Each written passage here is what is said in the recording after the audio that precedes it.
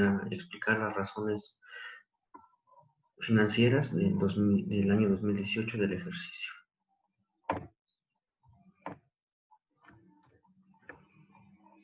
Bueno, tenemos un capital apuesto de trabajo de 849,000, que se identifica que son los recursos con el que cuenta la empresa para pagar sus deudas a corto plazo. Tenemos un capital neto de trabajo de 264,000, que es el recurso con el que cuenta la empresa para operar a corto plazo después de haber cubierto todas sus deudas. En razones de liquidez, tenemos la número 1, que nos da 1.5 veces, que es el 50% que ha cubierto todas las deudas a corto plazo. La empresa puede endeudar con el 50% de la cantidad de los pasivos a corto plazo. En la prueba ha sido 1, tenemos 0.95 veces, que es el 95% para pagar la deuda a corto plazo. Prueba de ácido 2, que nos da 0.57 veces, que es el 57% para pagar el total de deudas a corto plazo. Razones de apalancamiento. En deuda de activo total tenemos un 41%, que muestra el nivel de deuda que tiene la compañía. La empresa es dueña del 58.30%, sin que la parte esté cubierta por deudas. Número 2, veces que se gana el interés, tenemos un 9.9 veces. En razones de actividad, tenemos la rotación de inventarios de 5.83 veces. Esto quiere decir que la rotación del inventario total corresponde a 5.83 veces durante el periodo. Por el periodo medio de cobro, tenemos que 234 días la empresa tarda en recuperar sus ventas a crédito. En rotación del activo total tenemos un resultado del 98%, en rotación de activos fijos un 198%, razones de lucratividad. Tenemos estos porcentajes y vemos que el número 3, que es sobre capital social, es muy alto y tiene un porcentaje de 162%.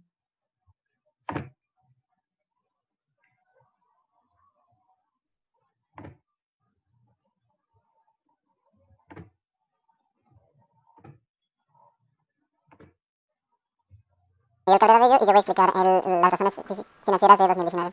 Aquí podemos empezar que tenemos un capital bruto de trabajo de 861,000 pesos, bueno, con 861,401 pesos, a diferencia del año pasado, y un capital neto de trabajo de 314,680 pesos con 40 centavos.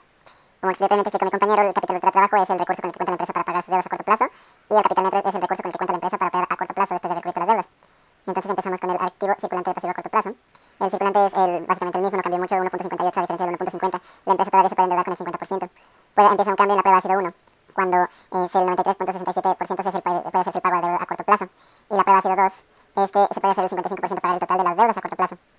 Después, con las razones de apalancamiento, nos vamos que la empresa es dueña del 60.27% sin que esta parte esté cubierta por deudas, a diferencia del año pasado, que era solo dueña del 53%, sino el 58%, una disculpa. Después, las veces que se gana el interés, aquí como no hubo utilidad, solo se puede hacer una vez. Después, en las transacciones de actividad, las rotaciones de inventario, se puede hacer 2.34 veces. La rotación de inventario total corresponde a los 2.34 veces durante el periodo. Y el periodo medio de cobro tenemos que la empresa tardaría 304 días para cobrar, para recuperar sus ventas a crédito. Y la rotación de activo total, que sería de 107% con 107,80%. Una disculpa. La rotación de activo fijo tenemos que aquí sería del 226.7%. Y con las razones de lucratividad, bueno, tenemos que comparando con la utilidad neta con respecto a las ventas, obtiene 24% real. Y aquí igual el único que nos puede sacar un poco, nos puede cambiar un poco es el utilidad neto después de impuestos, ya que sería de un 181% con 181.57%.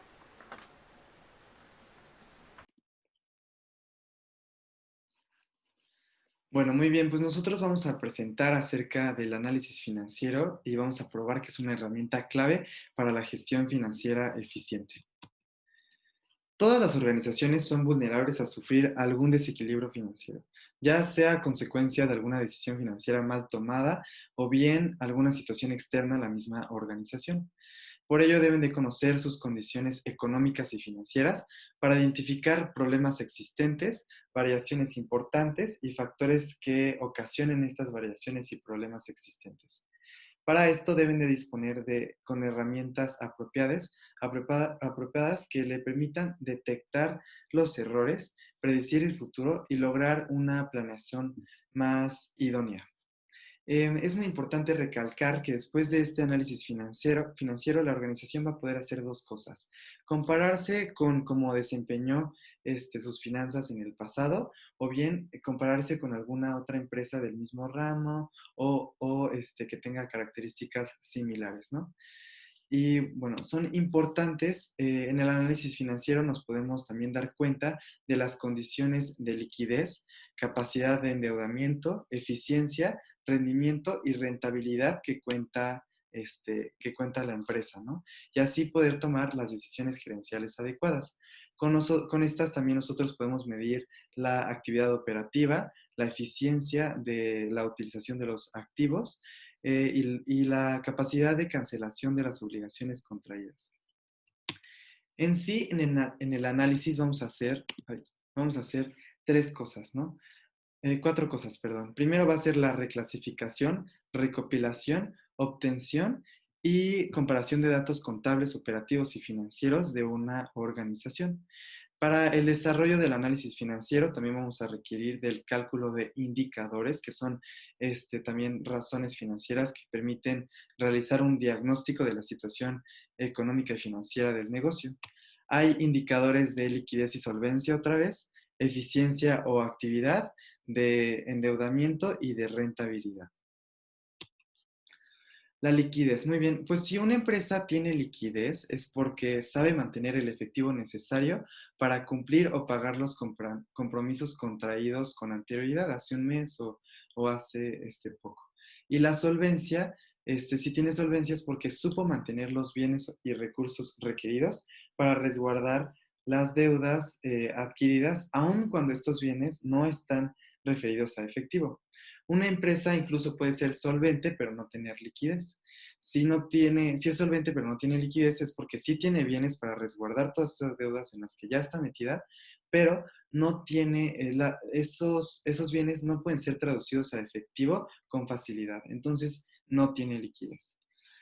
Hay indicadores que miden específicamente la liquidez, que son como el capital de trabajo. El capital de trabajo va a ser el resultado de la resta de los activos circulantes menos los pasivos circulantes. Y son los recursos que se destina a una empresa diariamente para llevar a cabo su actividad productiva, referidos tanto a activos circulantes como a pasivos circulantes, cuya diferencia da lugar a este indicador, ¿no? Que es el capital del trabajo. Y también tenemos la razón circulante, que es el resultado de la división de los activos circulantes entre los pasivos circulantes, y es la capacidad de la empresa para cancelar sus deudas en el corto plazo, relacionando los activos circulantes con los pasivos circulantes, ¿no? Y bueno, los indicadores de liquidez y solvencia son los más confiables para expresar también si la empresa tiene o no efectivo.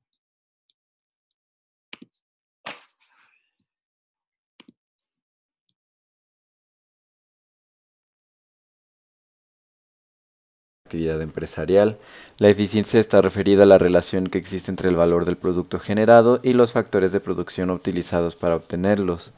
En este caso hay indicadores de eficiencia que miden el nivel de ejecución del proceso productivo para medir la eficiencia de una empresa, claramente. Estos son análisis financiero, y los indicadores de eficiencia son la rotación de activos totales, rotación de activos fijos, rotación de las cuentas por cobrar, periodo promedio de cobro y periodo promedio de pago. En este caso vamos a ver lo que vendría siendo la rotación de activos totales. La rotación de activos totales indica la capacidad que posee una empresa para la utilización de sus activos totales en la obtención de ingresos, y la rotación de activos fijos expresa la eficiencia de la empresa para generar ingresos a través de la inversión que realice en activos fijos. Esto es un indicador que expresa el número de veces que se rota el inventario en un año. Mientras más alta sea la rotación de inventario, significa que la empresa gestiona eficientemente y se mantiene constantemente mercancía nueva, lo cual siempre es muy importante para estar en el mercado. Bueno, entonces la capacidad de endeudamiento tenemos que, para empezar, antes de que se tome cualquier medida, esto se tiene que verificar, se tiene que revisar con un gerente financiero, con el gerente financiero de la empresa, para revisar cuál es la capacidad de pago de la empresa, para no endeudarse con más de lo que uno puede pagar, para evitar cosas como falta de liquidez y pues poder llegar a la bancarrota. Con este análisis se va a establecer si la deuda va a ser financiada por accionistas o por acreedores, tales como un banco. La relación deuda refleja entre la proporción de activos totales financiados por los acreedores de la empresa y mientras más alto sea su valor significa que los acreedores han aportado gran suma de dinero para las operaciones empresariales. Y esto nos llevaría a de los últimos puntos que vendría siendo cuál es la rentabilidad de una empresa y cómo se mide. Bueno, primero la rentabilidad constituye el resultado de las acciones gerenciales, decisiones financieras y las políticas implementadas en una organización. El rendimiento sobre las ventas es un indicador financiero que expresa la utilidad que obtiene la organización y también hay indicadores que miden la efectividad con la que se utilizan los activos necesarios para el proceso de producción. Los indicadores de rentabilidad muestran los retornos netos obtenidos por las ventas y los activos disponibles midiendo la efectividad.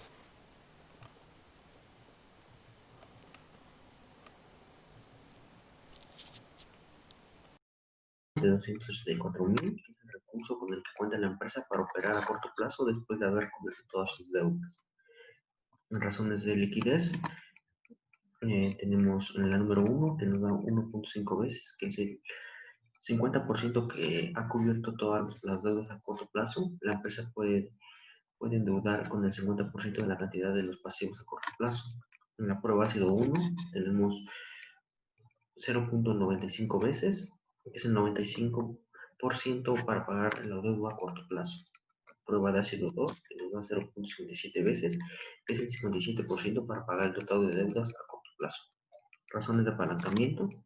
En deuda de activo total tenemos un 41%, que muestra el nivel de deuda que tiene la compañía. La empresa es dueña del 68.30%, sin que la parte esté cubierta por deudas. Número 2, veces que se gana el interés, tenemos un 9.9 veces. En razones de actividad, tenemos la rotación de inventarios de 5.83 veces. Esto quiere decir que la rotación del inventario total corresponde a 5.83 veces durante el periodo.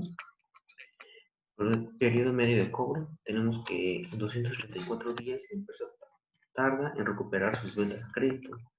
En rotación del activo total tenemos un resultado del 98%, en rotación de activos fijos un 198%, razones de lucratividad. Tenemos estos porcentajes y vemos que el número 3, que es sobre capital social, es muy alto y tiene un porcentaje de 162%.